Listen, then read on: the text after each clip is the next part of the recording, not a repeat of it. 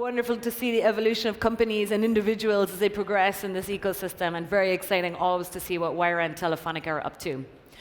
I advise you to keep your seats because there's a queue of people trying to get in the door for this last session we have before lunchtime. I know everybody's probably feeling a little bit peckish, but don't worry, we're in Madrid, so the food out there is going to be absolutely incredible. No doubt about it. There's a lot of little stalls outside and little food trucks that you guys can take advantage of. But before that, we have one conversation left, but this is one of the most exciting conversations on the program this morning. Again, I think the whole theme this year is like how things are maturing, how the ecosystem is evolving. And 6 years ago, we had conversations here from founders like, how do I find an investor? How do I do a seed round? How do I approach an angel investor? How do I do a VC? And now there are so many sophisticated founders in Spain, in Madrid, and in this part of the world that are serial entrepreneurs that have raised tens of millions of venture money, that have already exited their companies, sold to other corporates. Now the question is, which fund should I be talking to? What ticket size can I get from that individual or that fund? What's the value add that I'm going to get from this fund? What else can I get apart from just the capital? And things are heating up on the capital side. There's more and more investment funds around. There's more launching, both in Madrid and Barcelona and Spain and all across Europe, which is a wonderful thing for entrepreneurs because you don't want to be capital to be the break in your growth. No, it's amazing to have lots of different options, and I think now more than ever there are a lot of different options, especially at the scaling and the growth stage as well. So without further ado, please allow me to introduce our next panel. We have 4 badass, kick-ass, incredible investors coming out to tell you how they do things differently and why you as a founder should consider them as a source of capital over somebody else. So facilitating this conversation, we have our wonderful Sofia Benjumea, head of Google for Startups in Spain. We have Carolina Brochada, investment director at Softbank. We have Marvin Lau, who's investor with 500 Startups from San Francisco. Bernardo Hernandez, who's CEO of Verse, but also a venture partner with eVentures. And we have Oscar Miel from Rakuten. Let's go, guys. A big warm welcome. Thanks.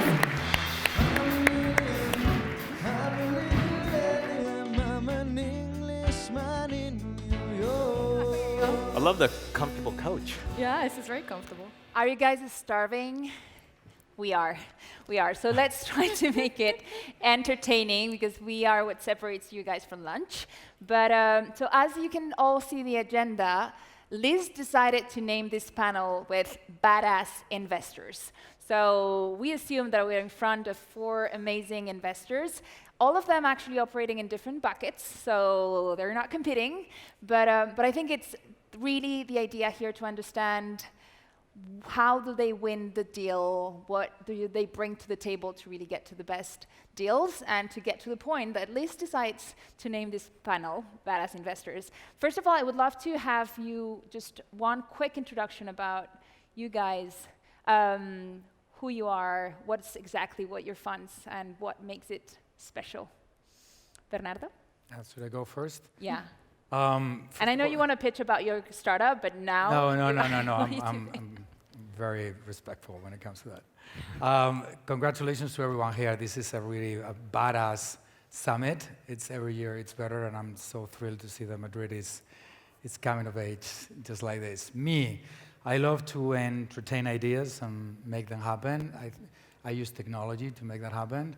I've done it as an entrepreneur, as an executive, as an investor.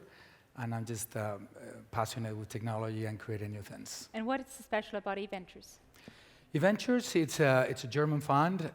We specialize on early stage, pre-Series A, Series A. It's good because I like the people. So I love the subtitle of like no assholes policy. So it's investors that are actually nice people. And I love my partners. We have a fund in the US and funds in Latin America and Asia, so it's truly global. So we can help entrepreneurs along the way, all the way up. Carolina, what about Softbank? So Hi, I'm Carolina. I'm super delighted to be here. South Summit is always one of my favorite events of the year, so I'm really excited to be here as well. I still remember when I chased you in London. You have to come to Madrid. It was like 4 years No ago. longer do you have to do that. So I'm an investor at Softbank, which is a $100 billion growth stage fund. We are looking, we are looking for companies, for technology companies that are really transforming the way people live. And this can be in the consumer realm, it can be in the life sciences, robotic realm, or it can be in the infrastructure realm with things like energy and smart cities and so on. And I think, you know, what makes SoftBank badass outside of just the size of it all is that it's truly a global platform. So I think now we have, you know, 8 offices in 4 continents. We have a platform of operators who have done it before. And, you know, we just try to get our companies to dominate their categories. Amazing. Marvin, you were laughing there in your corner. Yeah. Hi, I'm Marvin. I'm a partner at 500 Startups. 500 Startups has actually been around now for 8 years. We are a pre-seed seed investor. Probably better known for the accelerator program. We've done, I think, with like $500 million under management. So $500 million under management, 500 million under management, and we've done probably close to 2,300 investments. And so we're actually one of the very few sort of like early stage investors that actually has a data sample set of actually what works and what doesn't work. And along the way, you know, the returns have been pretty good. So something's working. Amazing. Oscar, tell us a little bit about you Sure, and also about Rakuten. Yeah, I'm the managing partner of Rakuten Capital. I guess like similar to our other Japanese cousin, we invest in growth and disruption. So I manage a 4 billion portfolio. I guess we have a presence in Europe, California, Japan, Singapore. It's fairly global. Some of the sectors that people might be familiar with are obviously ride-sharing, since we have our investments here in Spain, in Cabify, Glovo. Then we have digital media or entertainment platforms such as Fever. We're the largest investor in Lyft, and also a substantial investor in Pinterest, both of which recently went public. And I think, yeah, we look for opportunity, wherever opportunities show up. I don't know that we should necessarily be called a badass investor, because I think we're very nice people. But you know, we can debate that as the panel continues. Okay, I have the impression that the game is changing in the sense of, at least just in Spain, which we are like 20 years away from Silicon Valley, 15 years away from London. But there was a time in which there were just 2-3 doors to which you could knock. Now that has 10x'd. And, well, Silicon Valley in London is the explosion. There's kind of way too much money available.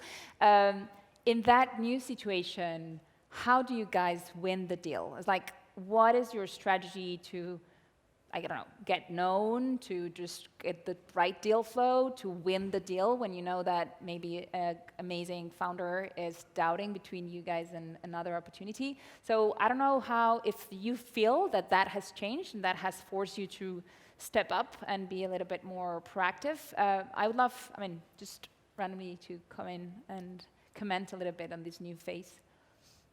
Marvin, you were nodding. Yeah, so I just think in general, right, like this idea of like founder friendliness as a concept, right? Like if you look at the deals that were done in Silicon Valley 10, 15 years ago, where there wasn't this competition, there were like horrible term sheets, like how founders were treated was pretty bad in general. So this founder friendliness is a relatively new thing, I think the last 10 years. It's due to competition. Not because investors are so wonderful people, just like you actually have to compete for deals and actually legitimately add value. As you said, money's a commodity. And so I think from our side, number one, I focus on actually how I win the deals is, look, I can help you in these specific areas. I think most investors should be able to figure out some niche that they can actually help their companies, right? So Andreessen Horowitz, it's business development, right? Or other firms, it's like we'll introduce you to customers. We focus on customer acquisition. We're like, if you want to learn how to get customers from a sales and marketing perspective, at least in the early stage, we don't think there's anybody that's better than us in this area. And that's how we do it. Amazing. Carolina? Yeah, I totally agree with that. I think capital is definitely a commodity, and so you have to differentiate yourself in your strategy, right? And I think, you know, for SoftBank, that strategy is, again, beyond being able to give you runway for, you know, longer than the traditional 18 months that founders, you know, usually think about. We can also connect you with our ecosystem, and that's a big part of what we think about. So it makes us a little bit unique versus, you know, like the purely financial kind of VCs, in the sense that there is a strategic play there because we have so many bets in these large sectors, and we have a whole team of people who are just doing business development for our portfolio companies and are thinking, how can these portfolio companies work together, extract value out from each other, give value back to, you know, their employees or their customers or however that may be. And I think that, you know, that is definitely differentiating. The other thing I would say is I think, and I've watched this in Europe since I've been here for 7 years, and Atomico, where I was before, was an example of this. You see more former founders and operators going into investing, and, you know, they went through the pain. And I think that's also helped shift things into being more founder-friendly. You, for example, you're that example of a Yeah, founder yeah, now investing. I've done both ways. I think when it comes to Spain, two things have changed that they're critical. Spain wasn't even in the radar. It's like 10 years ago, none of you guys like would ever consider Spain. Like the size of the deals were too small. You know, it was hard to find founders that spoke English to begin with. Like, you know, the companies were like, you know, limited to the Spanish market. That has changed tremendously. Then all of a sudden, there are companies, you know, looking for 20, 30, 40, $50 million in Spain. These entrepreneurs, they are ready to compete in a global market. They go outside. You know, the first interaction with you guys is normally these entrepreneurs going to you and seeing those things.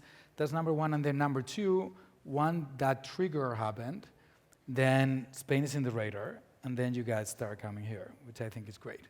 And then, you know, Kleiner just like, you know, found a company here in Spain, and they just came and, you know, did a deal here. And you find more and more that they, you know, these, you know, big checks, you know, open an office here, or they come to these events, and that's when the ecosystem explodes and is developing. And I think that's that happens when the ecosystem grows, and I think that's one of the best things that's happening right now to the ecosystem in Spain. It raises the quality, of the investors. And what about you, Oscar? Like from a more kind of corporate venture, like what do you think is? There's a lot of corporate venturing also entering the field. Yeah, well, first of all, to Bernardo's point, I think that it's like we come here. Some of us grew up here, so naturally we do come back. But surely the market has changed quite a bit. But anyways, to your point, I think, well, there's like two fundamental things. Like one is the people, and two is the strategy in terms of how much we can contribute. As far as the people goes, it's not dissimilar to a marriage of sorts, right? And there's like another, I guess, allegory you could make or comparison, whereby venture capital is not dissimilar from a film production, whereby the CEO would be the director, and the venture or the company is kind of the movie, and you become the producer, right? And as everybody knows, or people who are interested in film know, working in production requires a lot of hand-holding, right? Yeah. So you're gonna be working with these guys for a long time. We normally are an active investor, so we always take a board seat, whether it's a full board seat or an observer one. So by definition, you end up having a say at the board. Obviously, well, what one has to be very careful about is never to confuse being on a board with management, right? So there has to be a very clear separation between what the CEO and management are doing and the direction of the board, and that's where, you know, my comment about strategy comes into play, where you kind of try to use your experience from whatever you're seeing with other ventures, or, well, I assume like a lot of us here have also sat in the managerial or entrepreneurial seat, either managing companies or projects. So you bring that type of wealth of experience, but you shouldn't interfere. Although sometimes, yeah, there will be conflicting views. Yeah. where, say, the head of the company wants to take that company, and where you think as a director or a shareholder that the value added will come from, right? And naturally, sometimes some of these relationships might go a bit sore, right? But so there's a lot of like psychology, and sometimes, you know, the hand-holding, the feeling. But also the same goes with fellow investors, right? So actually, you know, with eVentures, we are co-investors in two companies, Asimo in the UK, also Acorns in California. Great cooperation, and I think it's very important to precisely bring in that teamwork. And, you know, all of us here, I think, you know, have had this philosophy of working with one another, right? But you see some other funds that tend to be actually like fairly sharp-elbowed, and in the end, that just kind of like destroys value for everyone.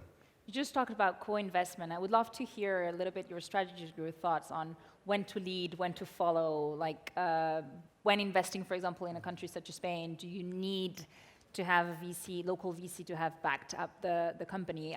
About just who do you share that company with? Like what is your strategy, or what are your thoughts about this? When to lead, when to follow? I feel like there's a right kind of investor for a company at every stage. And it's important for founders to think about that. You know, the seed investors tend to be very good at things like getting customers, put your infrastructure in place, getting really into the details. And whereas, you know, as you progress, there's different issues. There's international scaling. There's, you know, growing a team from 100 people to 500 people. And these are all different problems at different moments. And I think to the point on collaboration, different investors will bring different angles to the table.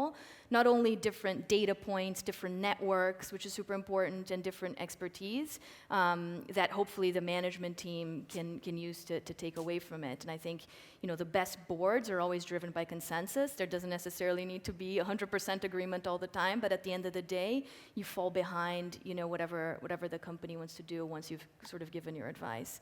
And I think all these different pieces of advice are super important. Marvin? I mean, I think it depends on the stages, right? So clearly, if you're in early stage, I mean, for us, I can state it, right? Like, I think if you're relying on the investor to actually make your business, I actually think that's probably the wrong way to think about it. Yeah. I think at the end of the day, most investors are ultimately, we're just money, and hopefully give you good advice and make a couple good introductions, but ultimately you make the business yourself.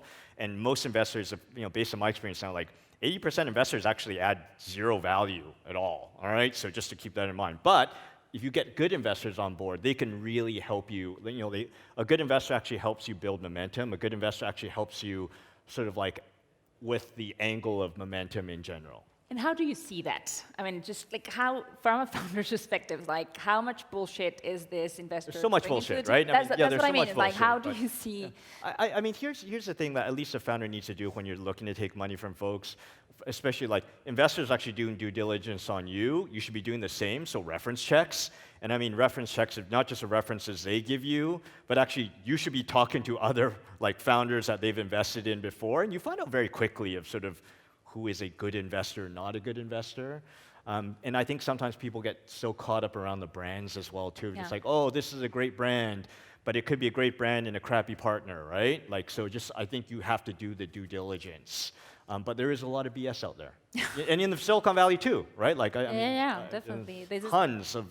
That's the thing, is like most of the funds kind of bring that value and say that bring that value, but it's like how to really cross-check. Like you've been, again, in both sides of the coin. But you know, what I have to say, your question, leading, not leading, followers, you know, it's really hard to be a good investor. I think, you know, in this industry, there is a lot of pattern recognition. Mm-hmm. You know, I'll put money, if other people put money before me, or I want to take a risk, but like, you know, I want to measure my risk. So if something is hot, then, you know, all of a sudden a lot of money goes in, or, you know, once you get a lead investor, then it's really easy to raise money. It's like, come on, guys. When I think the real value is added by an investor precisely when they don't follow a pattern. We were talking about one of our co-investments personally, Fiverr, before, on how, like, you know, you guys led the latest round in Rakuten. Like, how hard it is to identify a good investment and say, and go to your investment committee and convince your partners and say, look, I'm going to lead this well, but like no one, like why no one else is leading? Why these guys couldn't find anywhere else, like to go and get money from? No, we're going to do it. But those are the best ones, though. But those are the best ones. Yeah, I think that's what I think it makes a really good investor. I mean, it's really easy to raise $150 million from LPs and just, I'll be a follower. I just have to just follow the lead of a fund with a good reputation, and then I'll do a 3x or a 4x with no problem. Those people are not going to add a lot of value. The value is added normally by someone that is ready to take the risk.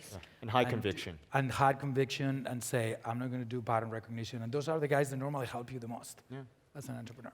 Yeah, but I mean, in the end, it's also the track record that you build, right? So, well, number one, numbers speak for themselves, right? So I think, like all of us, you have publicized IRRs of how much added value we've created.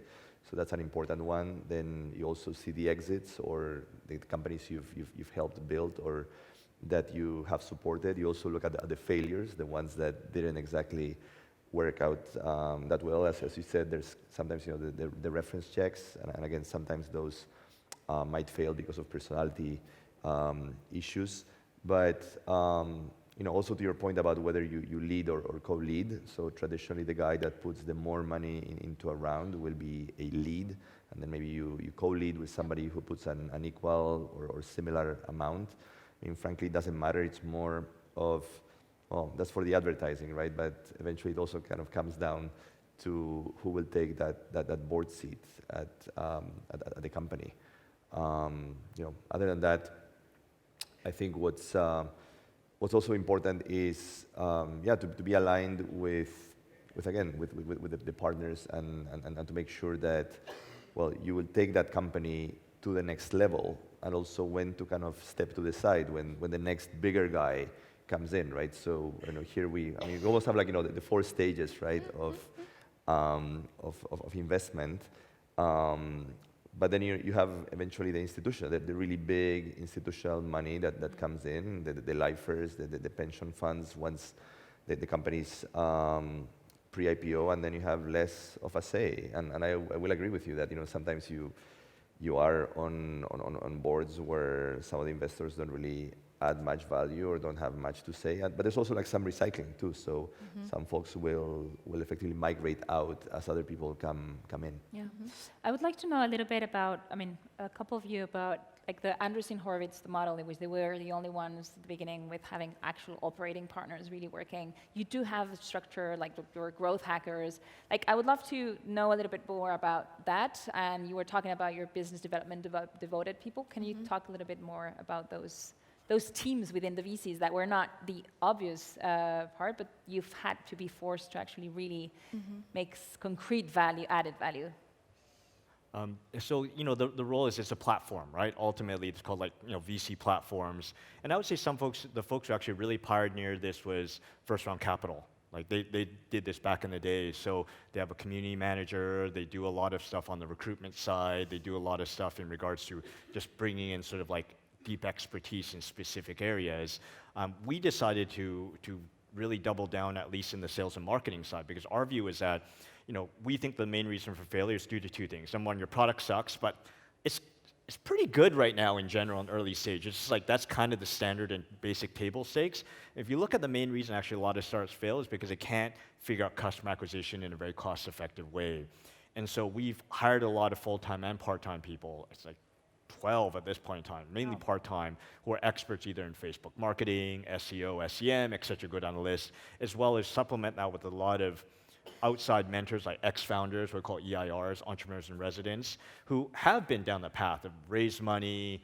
Some have been successful, some have not been successful, who can actually be sort of the in-program people that help our companies during that stage. So that's kind of what we do.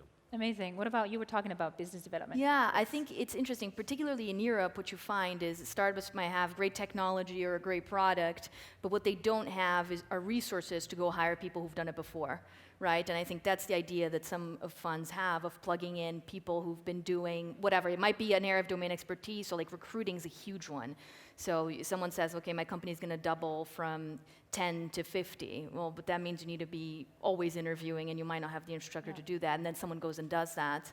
Or market expansion. And these are people who've done it before through multiple countries and can spend time really breaking down what that means and getting the playbook down, and you don't have to have them on their payroll, but you have all the lessons learned. And I think the other powerful thing about that is that you no longer have only one touch point within a firm, which it might be the deal partner. You now have multiple touch points, and your team also has touch points with the VC firm, which tends to be quite powerful. So it's not just the CEO of the founder talking to the deal partner. You also have, you know, the head of talent, the head COO, et cetera, and that's actually quite healthy. Love to hear about any new trends that you are seeing in the VC world. Anything that you could spot that you're seeing that's coming, especially for us. Like, we're always looking at Silicon Valley. We're always looking at London. Industrial trends, or what? When you say trends, in the specific? VC world, like new trends and times of investment that you're seeing I coming. think more than technologies, I think the trend right now is a sobering act, that people have started remembering that companies should be basically valued on their fundamentals, right? Which means, you know, you gotta stay away from those that are purely buying revenues, right? You know, in the end, it's like revenues, less expenses equals profit, right? And I think, well, given the performance of some companies in the public markets, or issues with, I guess, certain companies not being able to make it to the public markets, there will be more of a focus on fundamentals. And also, yes, while Silicon Valley or the tech industry is awash with cash, I think there's going to be a bit of this sobering act where people are going to start thinking, when you build a business, okay, how am I eventually going to turn it profitable, apart from like growing and then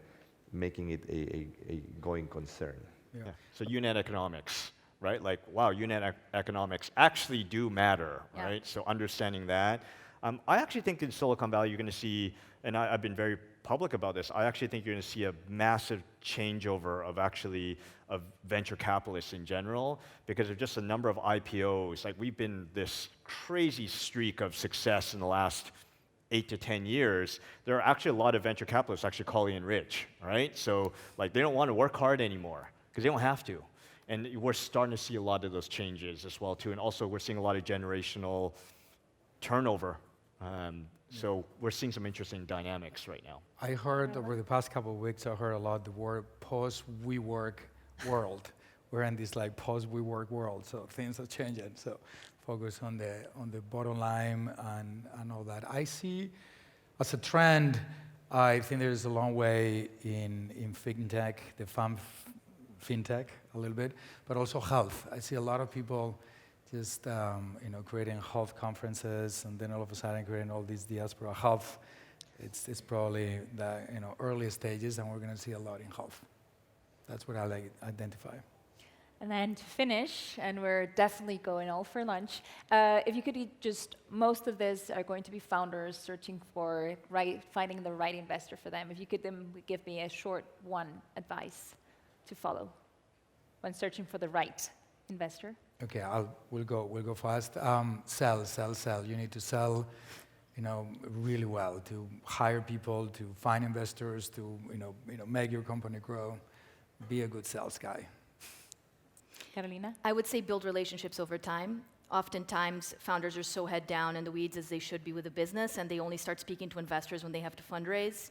And I think in a world that's flush with cash, you might go with the higher valuation or the better terms, and then you might make a mistake, whereas you could have built a relationship over time and gone deep on who's actually aligned on this vision and has the real conviction. So spend time fundraising even when you're not fundraising. This is going to be ironic coming from an early stage investor, but I would say bootstrap for as long as you possibly can, and actually don't raise money from VCs if you can avoid it. We're pretty good at that in Spain. Yeah, I would second that.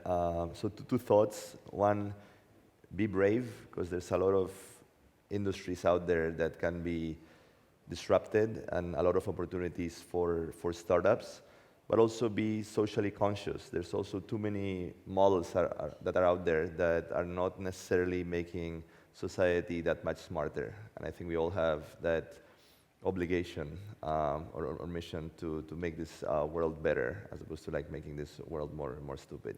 Totally agree. Thank you all. Thank you, Oscar. Thanks. Thank Marvin, you. Thank you Carolina, for having us. Natalie. Thank you, guys.